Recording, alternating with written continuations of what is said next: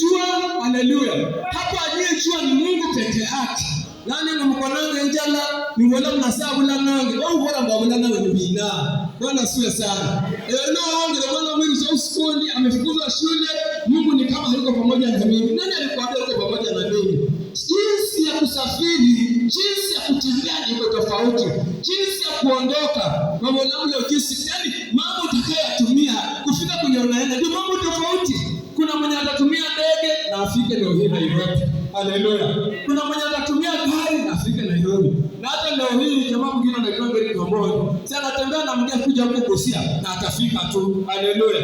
Kila mtu anafikiri atakayefanya mambo yake afikie kwenye Mungu anataka. Mungu ndio kuandaa njia za Mungu. Sasa unaona Biblia inasema God ndio huwa anaamuru hatua hata nikuseti. Yeye amezipangia. Kama Alice wako utafuata, ushangano utachukua na utaenda hivi. So unapokuwa katika safari, ukikosa kujielewa, kuelewa uliye naye, hapo ndio unajipatana kuwa sasa wewe sio yule ambao unafaa kuwa.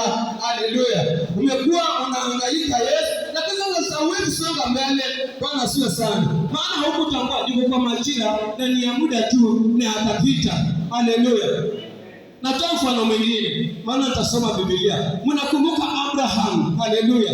Mungu hakumwambia vile atakavyofika kwa nchi kwenye alikuwa amemwambia. Mungu alimwambia wewe toka tu, si ndio? Si alimwambia wewe toka na wanasikia vitu zako. Uende kwa nchi ambayo na akitembea Biblia inasema yeye alikuwa anaona mji ambao Mungu ametengeneza mwenyewe.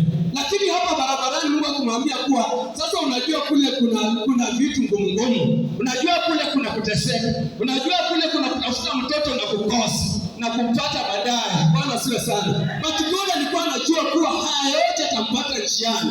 Haleluya. So God is interested. Mungu anafurahishwa sana. Mungu anataka sana. Mungu anapendezwa sana na vile tunavyofanya, vile tunavyotembea, vile tunavyoenda katika haya maisha. Bwana asiwe sana. Nawaambia nyinyi msikufe moyo, msinung'unike, msione mko down. Bwana asiwe sana. God is in control. Haleluya. God anajua kila kitu. Nasema manyi leo ulizindu. Hakuna kitu God hajui. God anaelewa kila kitu. God anafahamu kila kitu unachopitia katika maisha yako. Ukilala anajua kuna mtu wangu amelala mahali. Kuna mtu wangu amedozi. Mungu anajua hata ukidozi. Mungu anajua hata kuna mtu wangu mahali hapo katika hali kama hii. Anapitia haya anaenda hivi. Haleluya. Maana yeye ndiye ameona safari yako vile utakayofanya nini? Utakavyotembea. Unajua shida yetu ni kuwa sisi wengi wetu tunatakanga mwisho. Haleluya. Sisi wengi wetu tunatakanga mwisho. That's why unaona kuwa mtu uko hapo unaona nataka ile nyumba mzuri iko yangu. Bwana sio sana. Nataka ile gari. Haleluya. Kuna wakati tulikuwa vijana wadogo. Kitu acha niseme ilitoka. Kuna wakati tulikuwa vijana wadogo. Bwana siwe sana. So tulikuwa kwa maombi ya kufunga kwa siku mingi. Siku moja tulijipata pale Funyula. Tukishika maduka ya watu tunaichukua we possess it. Shika hiyo chukua. Tuligeuka kama amini mwenye aliambia mwali ya Mungu chukua hii. So pia sisi kwa tunatembea tukichukua. So mimi nilikuroka hiyo wakati nikijua sasa vile nimechukua hiyo ni yangu itakuja. Hata haikukuja. Haleluya. Haikukuja. Nilingojea haikukuja. Bwana sio sana. Nilikuja akaanza kunifunulia mambo, kuanza kujifundisha, kujijua kuwa haya mambo si vile ambavyo tunafikiria tu. Kuna sehemu nzuri ambayo utahubiria wokovu, ya miujiza na nini Mungu atatenda. Lakini kuna nchi ambayo lazima pia Mungu pitishia watu wake. Haleluya. Mungu pitishia kanisa lake. Bwana siwe sana. Mungu pitishia maboma ya watu. Haleluya. Kuna mashida mingi hata kwenye utuko huko. Mtu amesoma, watu wamefanya nini, lakini hawana job. Atilo nafika time wanaanza kukomplainia Mungu. Mungu ulifanya hapo, Mungu hajakufanya. Mungu ndio huandaa safari ya mtu. Watu wanasai. Na sasa hata Yesu angelikwenda ndio Mungu. Mungu huandaa mambo yako bila atakavyokuwa. Mungu anataka utembee hiyo njia. Mungu anataka usonge hivyo vile anavyokuona hivyo. Utakapotoka hapo utakuwa sawa na kulingana na mapenzi yake. Jina la Bwana libarikiwe. Utakuwa sawa na kulingana na vile unavyotaka. Bwana siwe sana. Utakuwa umefikia kiwango ambacho anachotaka uende.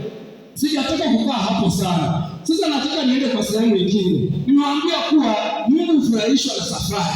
For us to navigate, ama sisi kuenda through ama kupita kwa ile ambayo inapitia, lazima tufurahie safari. Na kitu kingine ambacho nataka kukuambia sasa, cha muhimu sana ushike. Kila siku ikuwe ya muhimu katika maisha yako. Let every day, kila siku unayoipata, kila siku unapoamka hivi, ikuwe ya muhimu, ikuwe ya maana, ifanye kuwa ya thamani. Ni nini ambacho nimefanya kwa hii siku? Nimefanya nini kihuduma for my spiritual growth? Ni nini ambacho nimeongeza kwa maisha yangu ya kila siku? Ni nini ambacho nimeongeza kwa siku ya leo? Bwana asifiwe sana. Ni hatua gani ambayo nimechukua kila siku ya muhimu katika maisha yako? Kwa sababu Biblia unasikia ikisema in Ephesus, anasemanga ya kuwa tumia wakati wako wisely. Haleluya.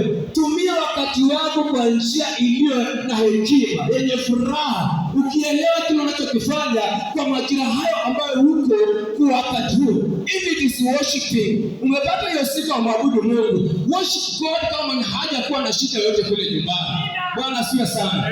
Kama ni kuimba, umekuja kuimba, imbia Mungu kama ni hauna matatizo yote hapo nyumbani. Haleluya. Kama ni kutoa, kuna siku mimi niambia watu kila mtu ashike sadaka yake upeane jirani yako akuja kutolea. Uone vile mnatoa. Haleluya. Uone vile inatoa. Na kila mmoja anashika sadaka. Sasa unajua watu waliogopa, wengine wakashika kupeana, wengine wanakuja na mabogobogo tente. Tunajua siku hizi tena haina kazi. Pia wao walikuwa tu hapo, sijasema msitoe, wewe toa chenye umeona ndani yako. Haleluya. Wakakuja lakini nikiwaambia kuwa kila unachokifanya kwa siku hiyo, kila unachokitenda kwa wakati huo, tumia hiyo wakati vile inavyostahili kutumika. Wacha kila siku icount katika maisha yako. Bwana asifiwe sana. Hakuna siku ambayo Mungu aliichukua tu hivi.